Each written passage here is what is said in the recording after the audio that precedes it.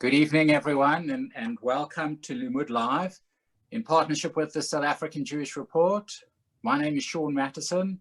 I'm a non-executive director of the South African Jewish Report, and we're extremely excited to partner with Limmud for tonight's event. I'm your host for the session. So it is an online session, but like at Limmud, we'd like everyone to engage both with Limmud values and in particular to use the chat as appropriately to ask any questions. So we're extremely privileged to have Miri Eisen here.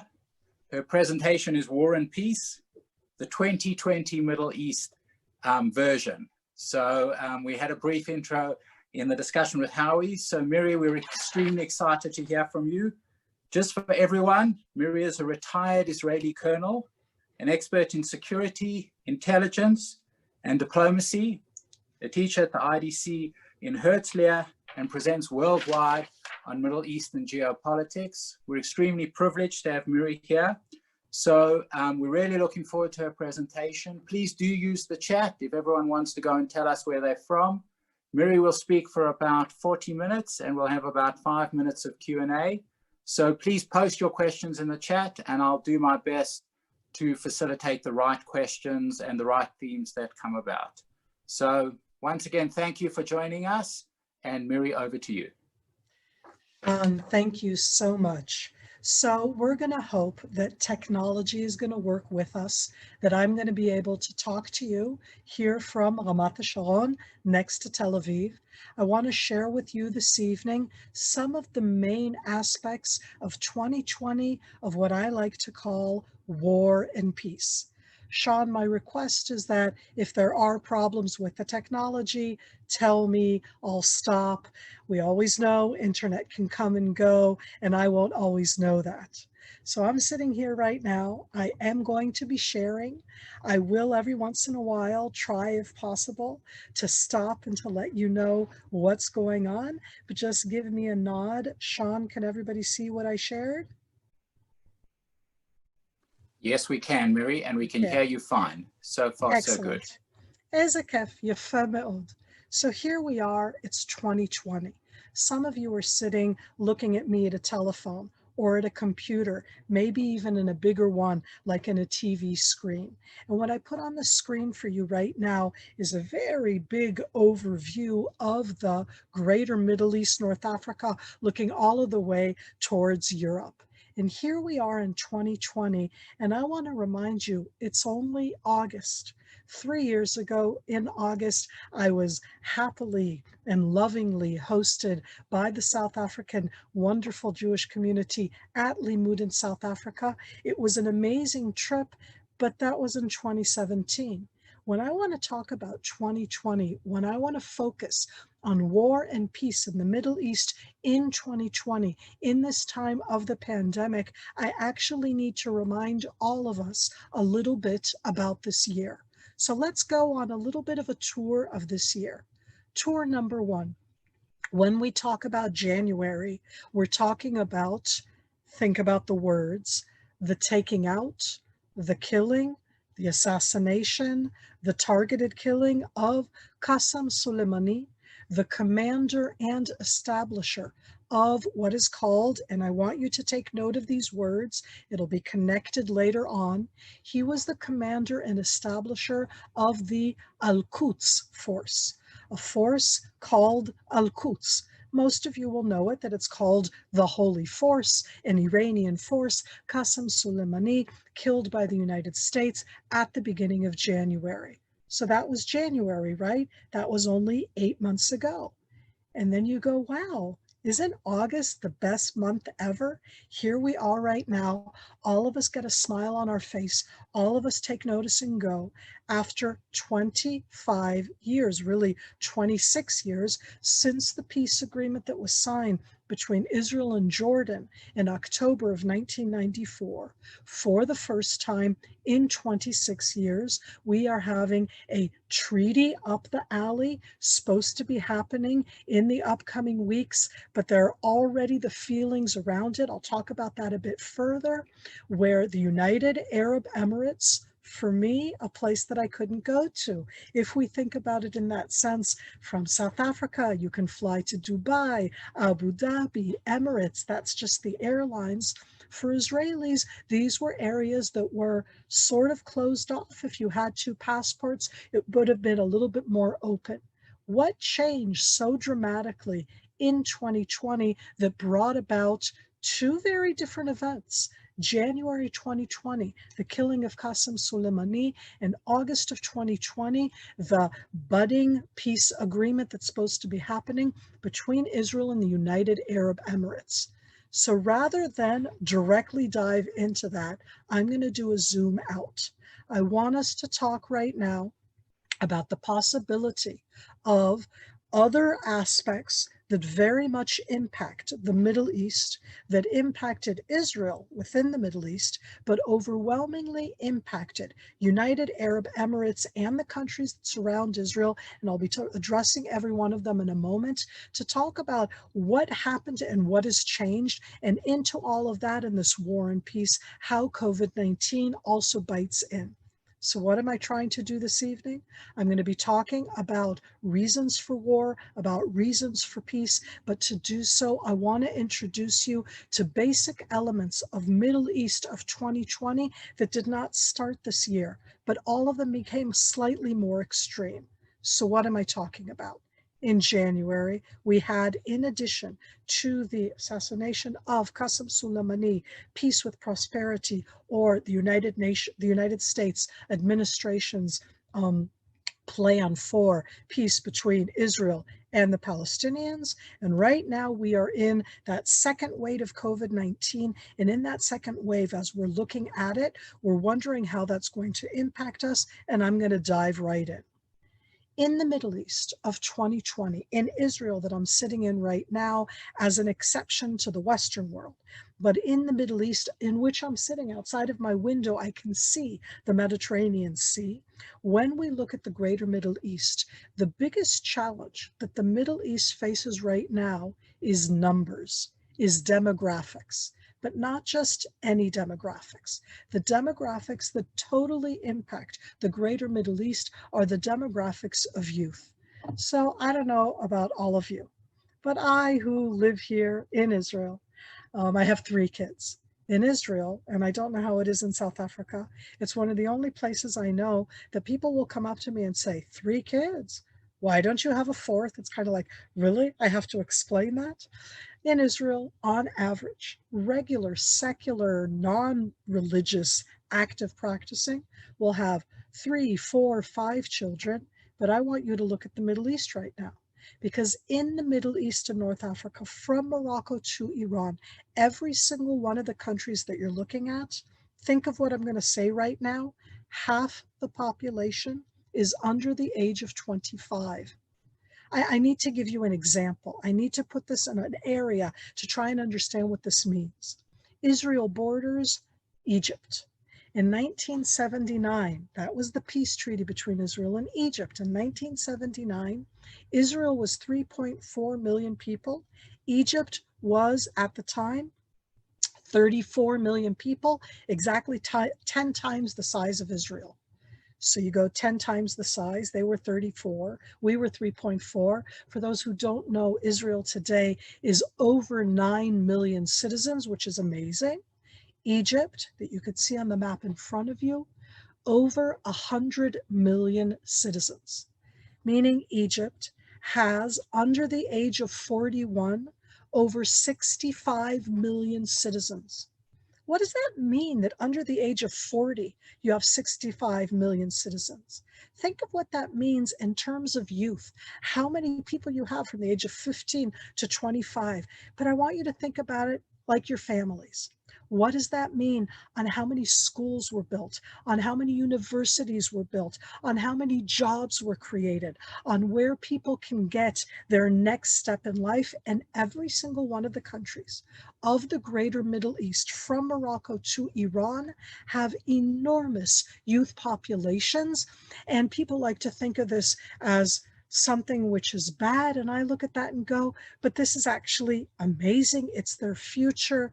If you govern, if you build, if you create both the jobs and the opportunities. But what we're talking about in the greater Middle East is half the population under the age of 25.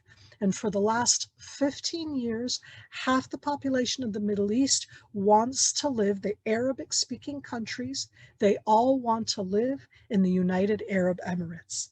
How does that connect to the peace between Israel in that sense and the United Arab Emirates?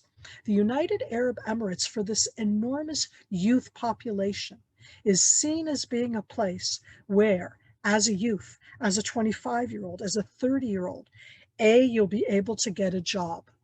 B, you'll be able to stay with your Arabic culture, language, prestige, with the feeling of belonging without being in a Islamic state version, where you can go and not just get a job, but you can work and you can be in a place that gives you the sense of a future, the sense of belonging, and overwhelmingly, and this is an important term for within the Middle East, with a sense of pride.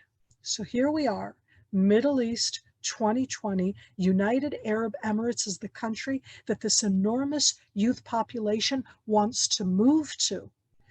Ladies and gentlemen who are watching from all over the world, as far as I could see, because I saw before from Australia to the United States, so you really are all over the globe, not just in South Africa. The enormous youth of the greater Middle East, and again, look at that from Morocco all the way to Iran. Not only is half the population under the age of 25, but that enormous youth population is overwhelmingly unemployed. This was before COVID-19. What happens when COVID-19 steps in is that it makes everything that much worse. It makes it that much harder. So here we are in 2020 with this enormous youth population, where in that youth population they feel they don't have a future, they can't get a job, they can't get education the way that they want. They look at United Arab Emirates as being the one place where, as Arabs, as individuals, they'd be able to grow, and not necessarily in other areas. And in that arena, in that youth unemployment, stepping into this arena, they look around themselves and they view themselves also through Muslim eyes.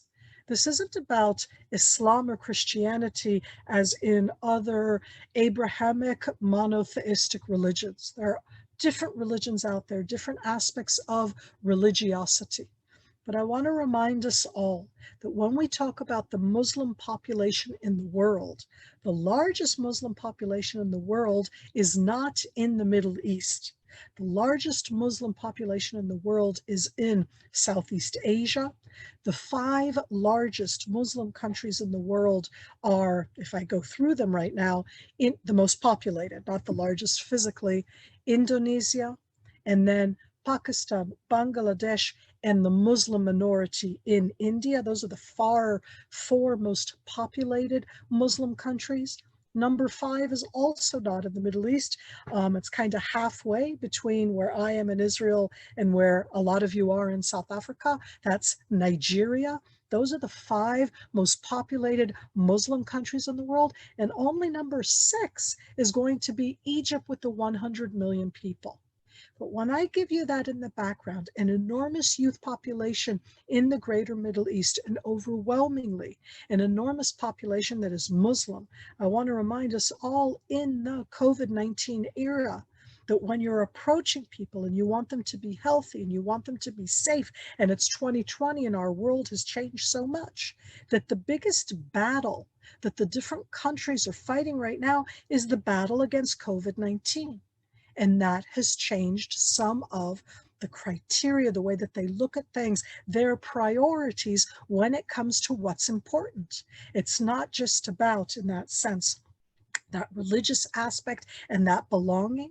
And I think that the strongest or the harshest, it depends how we look at it, example that we have right now in the Middle East of what COVID-19 has done to the Middle East was certainly in the last 2 weeks during the annual pilgrimage Hajj to the holy sites in Saudi Arabia. In this infogram, you're seeing the Kaaba. I want you to take the moment, for those who didn't follow, to get an idea of what it means. Look at the two different pictures of the before and after COVID-19, where the holiest site for Muslims who can come at any time on a pilgrimage, and it was closed to them.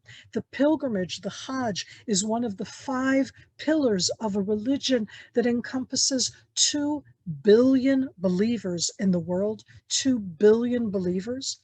And look at that after of the Kaaba, where the whole arena, the whole area of the holy site in Mecca has been closed to the public. It was entirely closed from March during the holy pilgrimage of the holiday of the Hajj, which took place 2 weeks ago. They opened it up for 10,000 people. Just to give you an idea, last year in that same area that you're seeing, not inside the one arena, but in the city of Mecca during that whole time, because they walk around and they wander and they walk, 3 million people. From 3 million to 10,000 is an event which impacts them. And I go back for a second and I remind you, the health and the safety of Muslims is the priority. But who stopped the people from coming? The Kingdom of Saudi Arabia. Who did they stop? They stopped all of the Muslims in the world. That means Muslims from Southeast Asia. That means Muslims from all over the Middle East, or from Europe, or from Africa. They're everywhere in the world. And when it comes to the greater Middle East, issues like this become issues of war and peace. When we talk about the Kingdom of Saudi Arabia right now trying to open itself up a bit, a tad, not too much, towards the world to be perhaps a bit less conservative, the events of COVID-19, of trying to keep together a country for its health, for its safety. But when they stop the Hajj, when they stop the pilgrimage from all of the world into the holy sites of Islam, it doesn't just impact the Saudis, it impacts every Muslim in the world.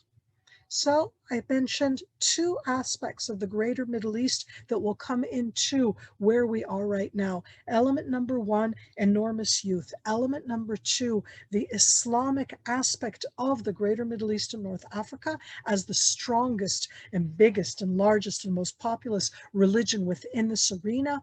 The Kingdom of Saudi Arabia and what it had to do because of the Hajj this year and the fact that they're not allowing in pilgrims. I want to add in an additional African dimension. When we talk about Middle East and North Africa, it's clear to everybody that I'm adding into that. Certainly Egypt, when you talk about the MENA countries, Middle East and North Africa, you're adding into that also. Libya, Tunisia, Algeria, Morocco that I showed on the maps before. So when I'm talking about the Middle East and North Africa right now in 2020, an incredibly important event happened in the last month, and this one has to do with water or the lack thereof. And it happened in Africa, and it impacts the greater Middle East. Inside the greater Middle East and North Africa, water is a crisis that is already with us. But what happened over the last month and a half is that for the first time, Ethiopia, with the Grand Renaissance Dam, started to fill up. You can see on the left-hand picture a photograph when they started to fill up the dam. And in the right-hand map, you can see the River Nile as it starts from Lake Victoria in that area of the countries that surround Lake Victoria with the White Nile, as it flows to the north through the different countries, and the Blue Nile that starts in Ethiopia, and the two of them meet in the Sudanese city of Khartoum, and then they flow into Egypt. What did I just say before, 3 minutes ago? That Egypt is a country of over 100 million people. Do you understand what I just said? In 2 weeks in July, the last 2 weeks of July, Ethiopia started to fill a dam, which is on the River Nile, which means that they stopped the regular flow of the River Nile downstream through Sudan, through Egypt. Who owns the River Nile's waters? Who gets to choose who uses the River Nile's waters?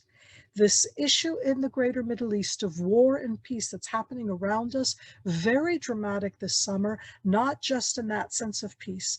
Ethiopia has been talking both with Sudan and with Egypt over how they want to fill that dam so that they'll be able to make enough electricity for Ethiopia and Sudan and Egypt and Eritrea. We're talking about something good. Electricity is something which brings technology and capabilities to all of these areas that need it. But they stopped the flow without any coordination, the flow of the great River Nile. Now, I want to go backwards for a moment.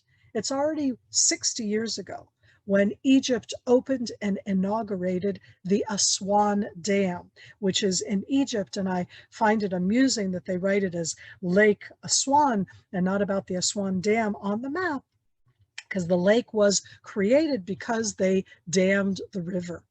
But let's be clear, when Egypt dammed the River Nile, they dammed it in Egypt, and they regulated the water for Egypt. It mainly impacted Egypt. When Ethiopia dams the River Nile, they're stopping the flow, both for Ethiopians to help them fill this dam and have electricity, but they're stopping the flow of water that goes through Sudan, a country of 40 million people, and Egypt, a country of 100 million people. And these are enormously important issues that come up all of the time.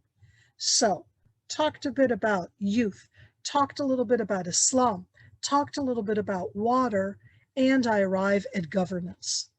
So I follow South African politics, but not enough. I certainly don't understand it at all. And I think that every country has its issues with governance. I live inside Israel. Let's put it mildly, we're all challenged right now, no matter where we are on the political map, over how we are doing or not doing governance in Israel at this time of COVID-19. At this time, we're in the second wave, we're not doing too well.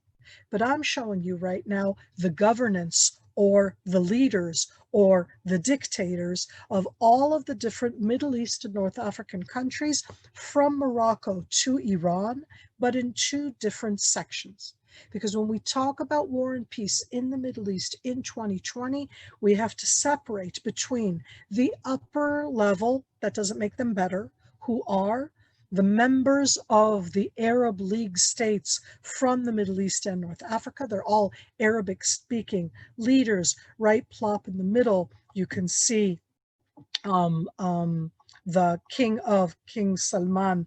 I mean, just to give you an idea, this is King Salman of Saudi Arabia, and we can see the King of Jordan, and we can see the Palestinian Authority President, which is the way I would call it.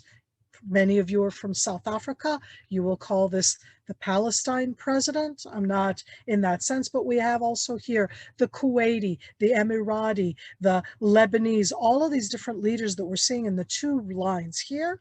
And below them, we are seeing three different leaders. Hasan Nasrallah, the Secretary General of Hezbollah, Bashar Assad, who is the Syrian president, and Ali Khamenei, who is the supreme religious leader of Iran. Why am I showing them all right now? Because I will pose to you that every single one of these leaders that we're seeing here right now has pretty much failed at the issue that I call governance. And when I say failed, they have not created the jobs for their youth. They have not contended with COVID-19. They have not built schools, education, technology. Who are the only leaders in the greater Middle East who are seen as having delivered? The one is the United Arab Emirates. As I said, it's not a democracy, it's not coming from there, but they are perceived as a country that has delivered to their youth. And I'll talk in a bit as we go on the different countries. Miri? Yes? Sorry, Miri. We have a graffiti artist here. If I can ask you to please disable annotate screen share on your computer, stop this screen sharing, reactivate the screen sharing, and disable annotate. What did you want me to disable? Disable annotate screen sharing. I don't even see where I have that. Okay, I disabled the screen Go sharing. under, when you screen share, then you will go to your security. And it's at the bottom of the list. I'm like totally, okay. Reshare your screen. Okay. Now go to security. Tell me where to go look. Is that a display settings? Security, it's at the bottom of your screen on the bar. Yes, this is that stage in life where we all love each other. Okay. You see it? For some reason, I don't. Okay. If you have it over the button, move your mouse to the bottom of the screen.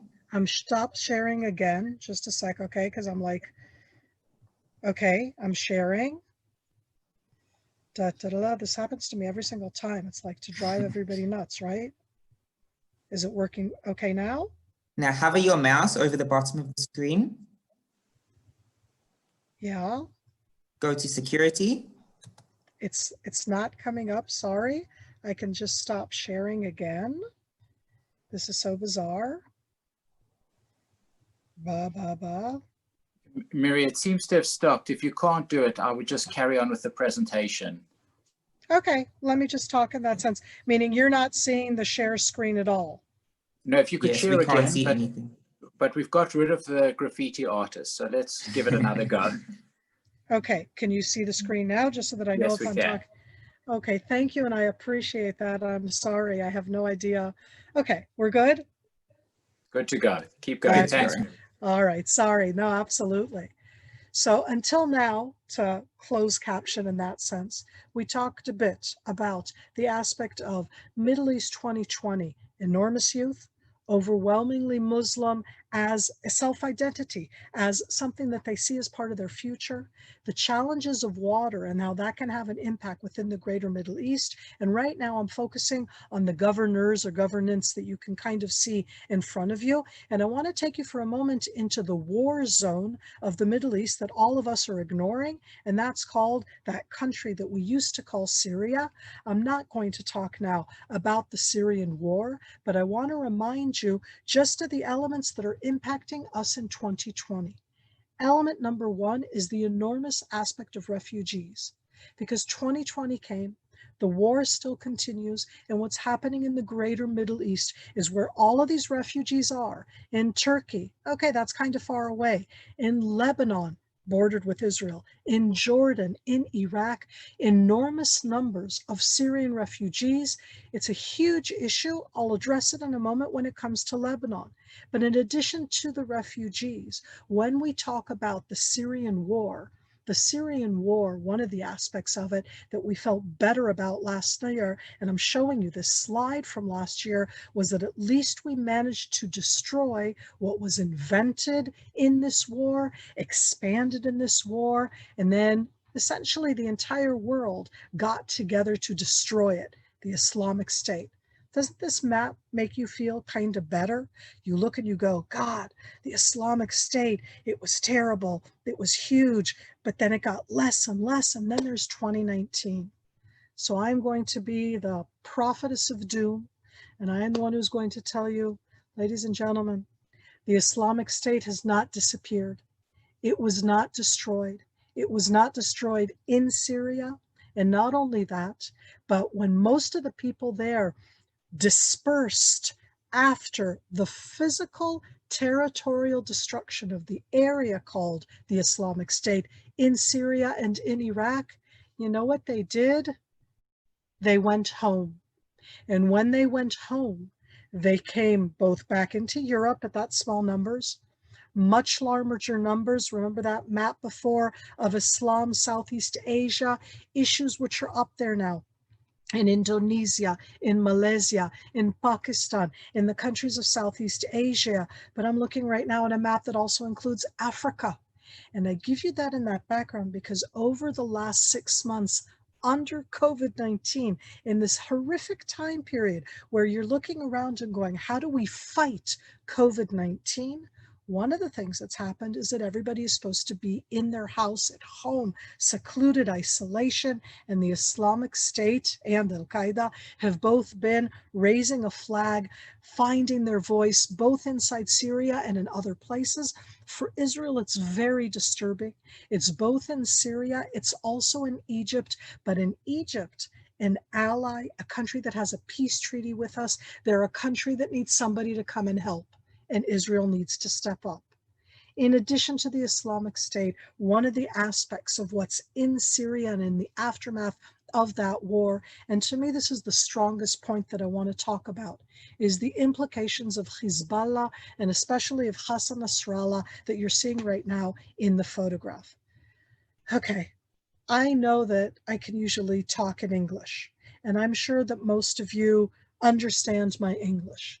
I don't know how many of you can think right now offhand of somebody who talks and you sit listening, riveted. You just want somebody to keep on talking. You just want somebody to keep on explaining reality to you, to be giving you the way things are.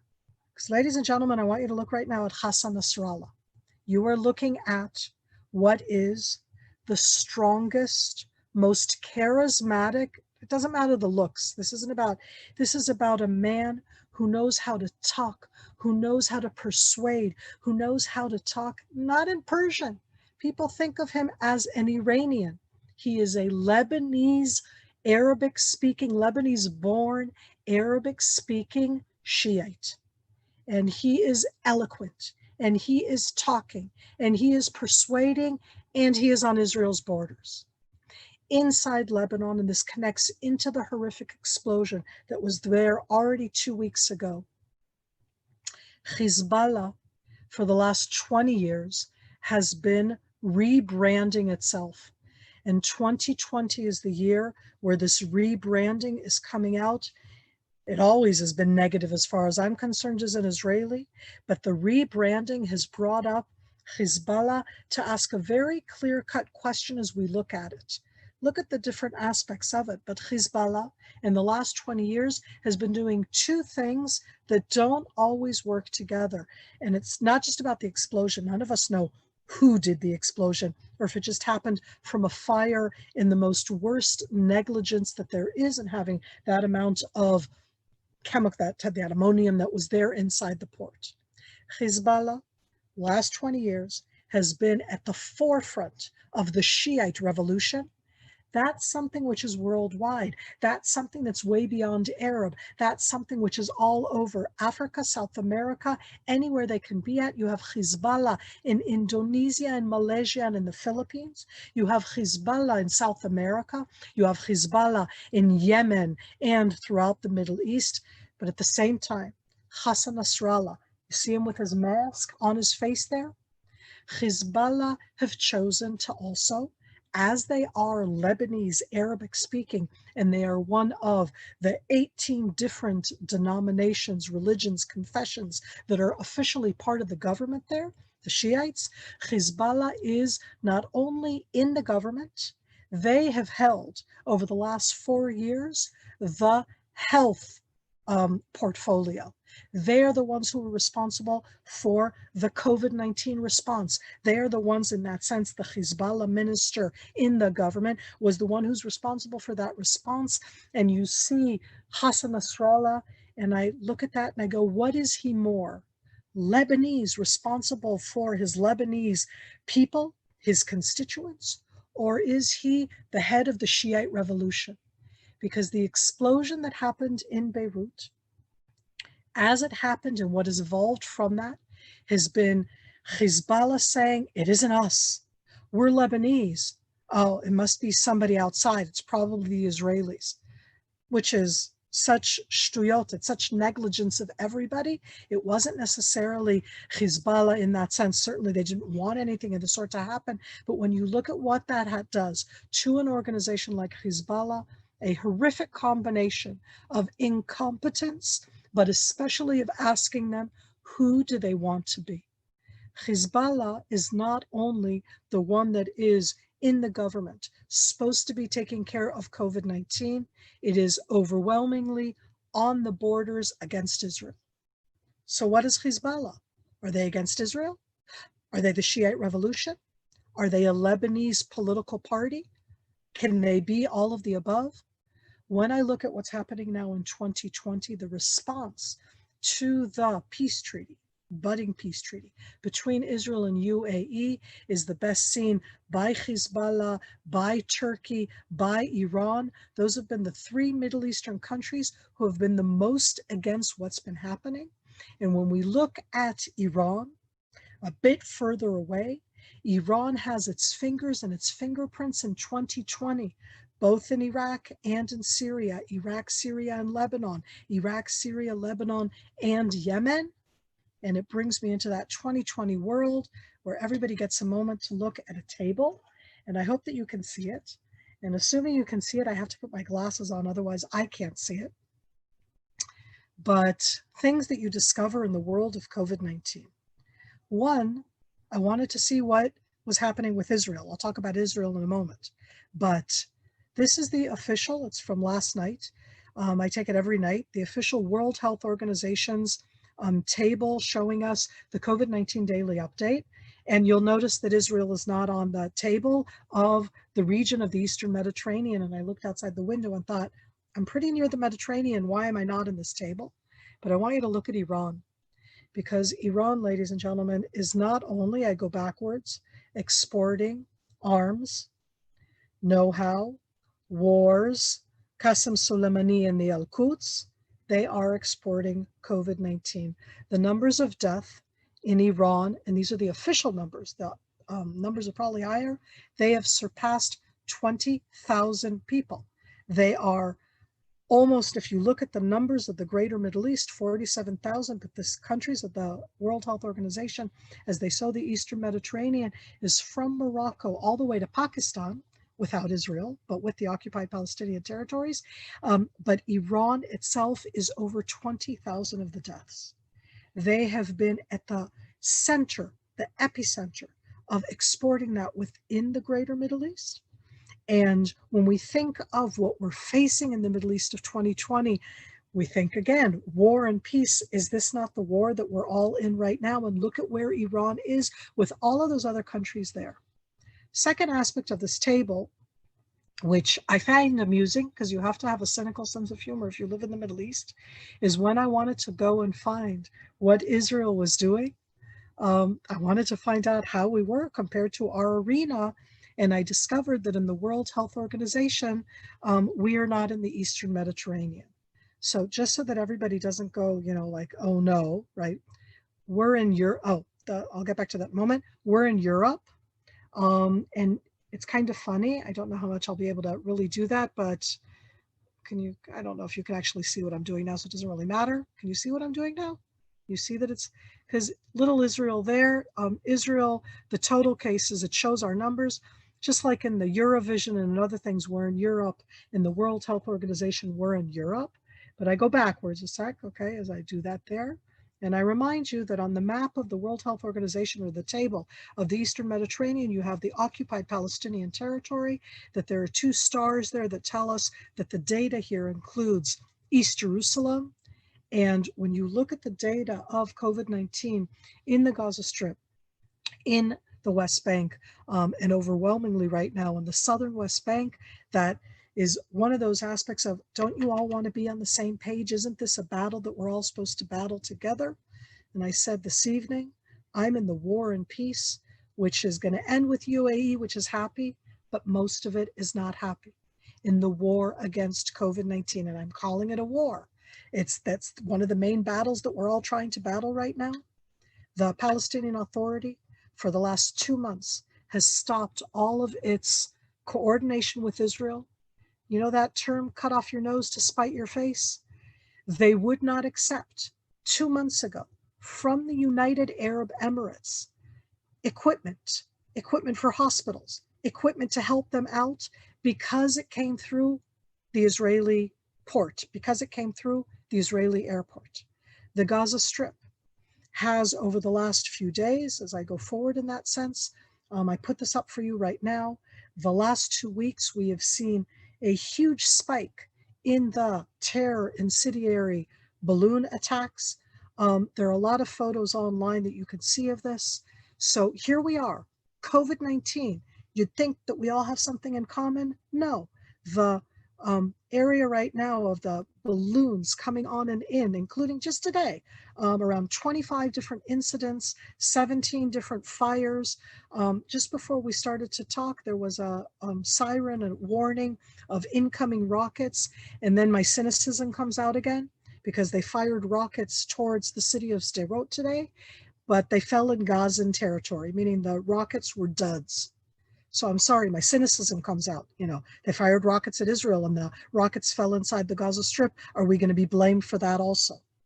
And I give that within this world of the war and peace, things are not always easy. I'm skipping just to the last thing, and I'll open it up for the last 5 minutes of questions. That when we look at the greater Middle East, at war and peace in 2020, I want us all to note, I said I'm not going to be, the only happy aspect is the UAE, but I want you to read what the Prime Minister, now President, of Turkey said in May of this year during COVID-19 with everything else going on. This is, you know, like you look at that and you think, who said this, right?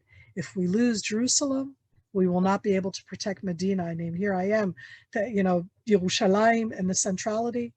If we lose Medina, we cannot protect Mecca. If Mecca falls, we will lose the Kaaba. And take note, Jerusalem is the eternal capital of Palestine. And the man who said this in May is none other than the president of Turkey. And when we look at these different aspects and we think of UAE signed a peace treaty because of everything that I just said, because Israel is at the forefront of technology.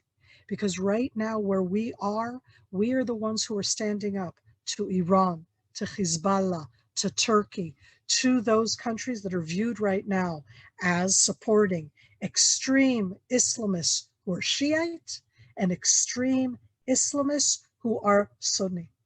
And UAE signed a peace treaty yesterday evening. The Foreign Ministry of UAE put out Historic Week of Peace, Shabbat Shalom. That is from the Director of Strategic Communications, the Ministry of Foreign Affairs, who said to us yesterday, Shabbat Shalom. So if we're talking about the Middle East of 2020, big extremes and how that goes out.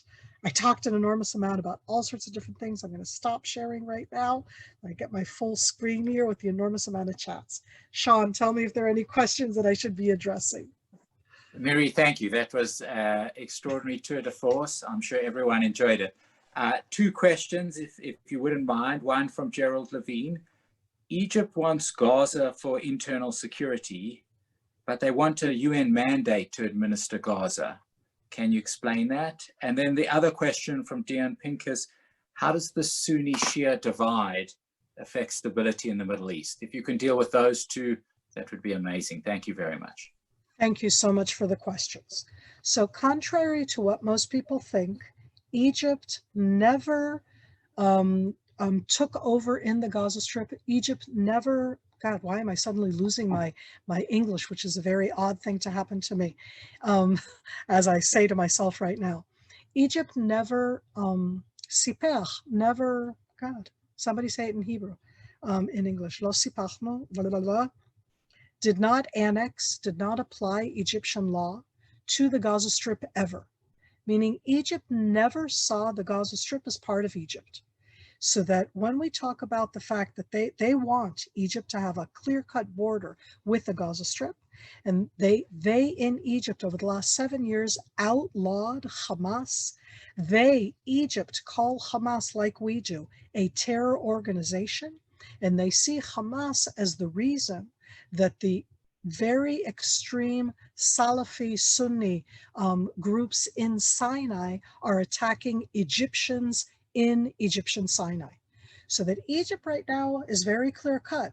Hamas is a terror organization. They're the ones that, because of them, there are so many weapons inside Sinai that are attacking Egyptian forces in Sinai, so that they want as much as possible, to cut off that line of weapons going into the Gaza Strip. UN forces, that's not, it's just that they don't want to go in themselves. Israel doesn't want to go in there. And all I can say to everybody who's listening to us, nobody wants to go into the Gaza Strip. And I'm not, my cynicism comes out. The Gaza Strip is a harsh, challenging place. It's a tragedy of the world, certainly for the people who live there. They are ruled by Hamas. That doesn't mean that everybody's like that. And overwhelmingly, they are both poor and victims. Egypt doesn't want them. Let's be honest. Israel doesn't want them. And they are in between a rock and a hard place. And as such, there is no easy resolution for that. When it comes to the second question about the Sunni Shiite divide, there are many people who view different ways of the Middle East and see the Islamic divide and Islam in general as being the main instigator, the main driving force inside the Middle East and North Africa. There's no question whatsoever that people's self-identity, remember my enormous youth from before, their self-identity is very much also through their religious affiliation. If they're Sunni, that's one thing. If they're Shiite, that's another thing. But every single one of you, and I'm seeing here hundreds of faces inside the Zoom, do all of you have one identity? I'm not going to call you by names as I'm looking at the endless pages of people. I'm Miri. What am I supposed to say? Am I more of an Israeli or more of a Jew? Am I more of a woman or more of a colonel? Am I more of a mother or more of a wife? I have multiple identities, and when you think about it to yourself, you never define yourself by one. Even people who are very religious in that sense. And overwhelmingly, that Sunni Shiite divide is one which has been very much brought up, especially by geopolitics, meaning Iran is Shiite. Iran overwhelmingly tries to connect to Shiites all over the greater Middle East and the world, using them from Pakistan and all the way, I mean, through Africa, etc. But Iran is also a Persian-speaking country, not Arabic-speaking. Those are different cultures, those are different backgrounds. So the Sunni Shiite divide makes a difference, but to emphasize that point, right now, besties, y'all know BFFs, Turkey's Erdogan, and Iran's president and supreme leader. Ladies and gentlemen, Turkey is totally Sunni, and Iran is pretty much Shiite. And yet they're happily in bed together right now because they have geopolitical interests that go together. Miri, thank you so much. There are tons of questions, but unfortunately we've run out of time. You've been fantastic. Post-COVID, we look forward to having you back in South Africa, and we really do thank you. And if everyone could show their appreciation on Limmud in the appropriate, on Zoom, apologies, in the appropriate way. Miri, thank you so much. Thank you everyone for joining us. And if you can move across back to the main room, Howie and Adina will talk to the other panelists so you can face that very difficult Limmud choice again of who to pick. But Miri, you've been fantastic. We really do appreciate it. Thank you very much. A real pleasure, Shavua Tov, and I'm sorry that I tried to push so much into 45 minutes. Oh, it was wonderful. Thank you, everyone. Shavua Tov.